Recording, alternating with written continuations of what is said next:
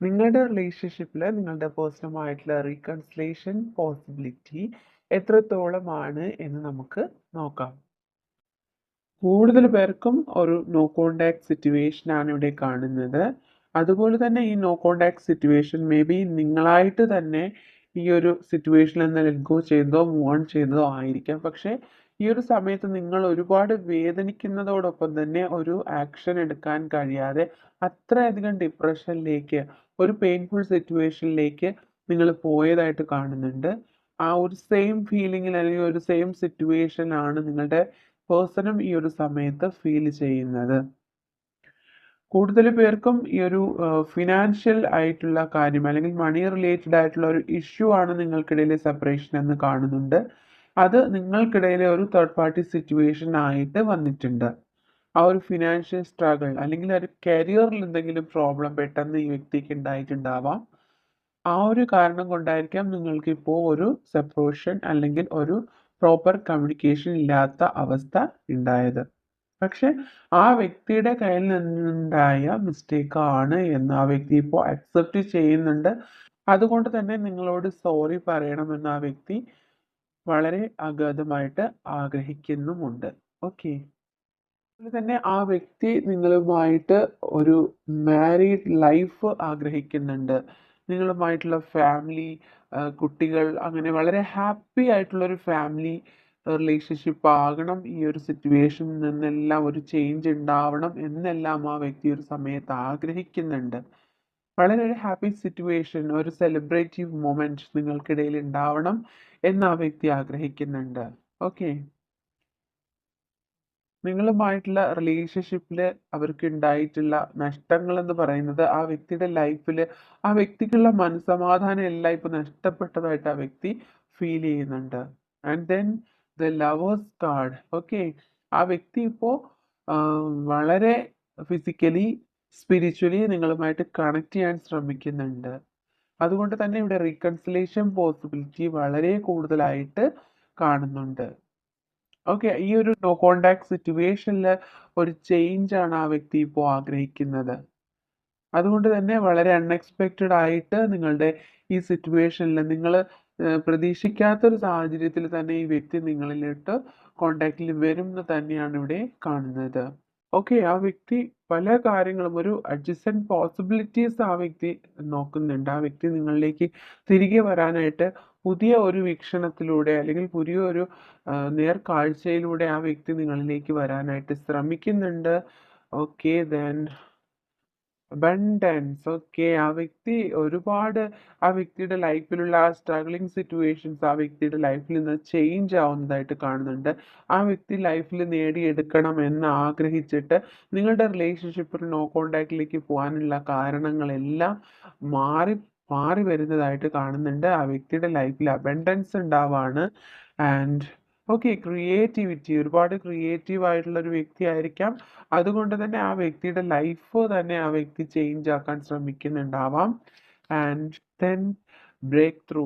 എന്തൊക്കെ സിറ്റുവേഷൻ ആണോ ആ വ്യക്തിയുടെ ലൈഫിൽ ഉണ്ടായിരുന്നത് അതെല്ലാം തകർത്തെറിഞ്ഞ് ആ വ്യക്തി നിങ്ങളിലേക്ക് സ്ട്രോങ് ആയിട്ട് തന്നെ തിരികെ വരുന്നതായിരിക്കാം. ഏതൊരു സിറ്റുവേഷൻ ആണോ ഈ നമ്മൾ ഇത്രയും നേരം നമ്മൾ വാച്ച് ചെയ്തത് അല്ലെങ്കിൽ റീഡ് ചെയ്തത് അതിലെല്ലാം അത്തരം വളരെ ബാഡ് സിറ്റുവേഷൻസ് എല്ലാം ഓവർകം ചെയ്ത് അതെല്ലാം തകർത്തുകൊണ്ട് തന്നെ ആ വ്യക്തി നിങ്ങളിലേക്ക് തിരികെ വരുന്നുണ്ട് വളരെ സ്ട്രോങ് ആയിട്ട്. Okay. Yes. Victory and success. Definitely ഈ ഒരു റിലേഷൻഷിപ്പിൽ ഇപ്പോൾ ഉണ്ടായിരുന്ന ഈ ഒരു സ്റ്റക്നെസ് അല്ലെങ്കിൽ നോ കോണ്ടാക്ട് സിറ്റുവേഷനിൽ ഒരു ചേഞ്ച് ഉണ്ടാവാണ്. ആ വ്യക്തിയുടെ ലൈഫിൽ എന്തൊക്കെ സ്ട്രഗിൾസ് ഉണ്ടായിരുന്നോ അതെല്ലാം ആ വ്യക്തി ഫൈറ്റ് ചെയ്ത് ഓവർകം ചെയ്ത് ആ വ്യക്തിയുടെ ലൈഫിൽ ഒരു സക്സസ് ഉണ്ടാവാണ്. അതുപോലെ തന്നെ ആ വ്യക്തിക്ക് ഈ ഒരു സമയത്ത് നിങ്ങളുടെ സ്നേഹത്തിൻ്റെ ഓർമ്മകൾ ആ വ്യക്തി വിട്ട് മാറുന്നില്ല. അതുകൊണ്ട് തന്നെ ഈ സ്നേഹത്തെ ജയിക്കണമെന്ന് ആ വ്യക്തി ആഗ്രഹിക്കുന്നുണ്ട്. നിങ്ങളുടെ സ്നേഹത്തിന് മുന്നിൽ ആ വ്യക്തി പരാജയപ്പെടുന്നുണ്ട്. അറ്റ് ദ സെയിം ടൈം ആ ഒരു സ്നേഹം നേടാനായിട്ട് ആ വ്യക്തി എടുത്ത തീരുമാനങ്ങളെല്ലാം വളരെ ഉറച്ചതാണ് എന്നിവിടെ വ്യക്തമാവുന്നുണ്ട്. അതുകൊണ്ട് തന്നെ ആ വ്യക്തി നിങ്ങളിലേക്ക് വളരെ സ്ട്രോങ് ആയിട്ട് തിരികെ വരാനുള്ള ചാൻസസ് ഉണ്ട്. നിങ്ങളുടെ സ്നേഹം വീണ്ടും തുടങ്ങുന്നു. നിങ്ങളുടെ സ്നേഹത്തിൽ ഒരു ന്യൂ ബിഗിനിങ് ഉണ്ടാവുന്നു എന്ന് തന്നെയാണ് ഇവിടെ വ്യക്തമാകുന്നത്. Rainbow sign is here, number 1 is here. Okay, അപ്പോൾ നിങ്ങളുടെ പ്രണയം ഒരു പ്രണയത്തിൽ ഒരു റീബർത്ത് ഉണ്ടാവാണ്, ഒരു ന്യൂ ബിഗിനിങ് ഉണ്ടാവാണ്. ഓക്കെ, ഡെഫിനറ്റ്ലി ഈ ഒരു കാർഡിൽ നിന്ന് നമുക്ക് വ്യക്തമാവുന്നൊരു കാര്യം, ഇത്രത്തോളം പോസിബിലിറ്റി എന്ന് പറഞ്ഞാൽ 100% എന്ന് പറയാൻ കഴിയില്ലെങ്കിൽ പോലും ഒരു 90% chances is here for your reconciliation. Okay, reconciliation possibility വളരെ വളരെ കൂടുതലാണ്. ഓക്കെ, ആ വ്യക്തി മനസ്സിലാക്കുന്നുണ്ട് ആ വ്യക്തിയുടെ മിസ്റ്റേക്ക് ആണ് ഇപ്പോൾ ഈ ഒരു നോ കോണ്ടാക്ട് സിറ്റുവേഷന് കാരണമായത്. I know you are perfect for me. അപ്പോൾ ആ വ്യക്തി മനസ്സിലാക്കുന്നുണ്ട് നിങ്ങളാണ് ആ വ്യക്തിക്ക് പെർഫെക്റ്റ് ആയിട്ടുള്ള വ്യക്തി എന്ന്. You are my heaven on earth. ഈ ഭൂമിയിലെ സ്വർഗം എന്ന് തന്നെയാണ് നിങ്ങളെ ആ വ്യക്തി കാണുന്നത്. Okay, I see you in my future. Okay, ആ വ്യക്തിക്ക് നിങ്ങളുമായിട്ട് ഒരു മാരേജ് ലൈഫ് ആഗ്രഹിക്കുന്നുണ്ട്. ഫ്യൂച്ചറിൽ ആ വ്യക്തി നിങ്ങളെ അവരുടെ ലൈഫ് പാർട്ണറായിട്ട് കാണുന്നുണ്ട്.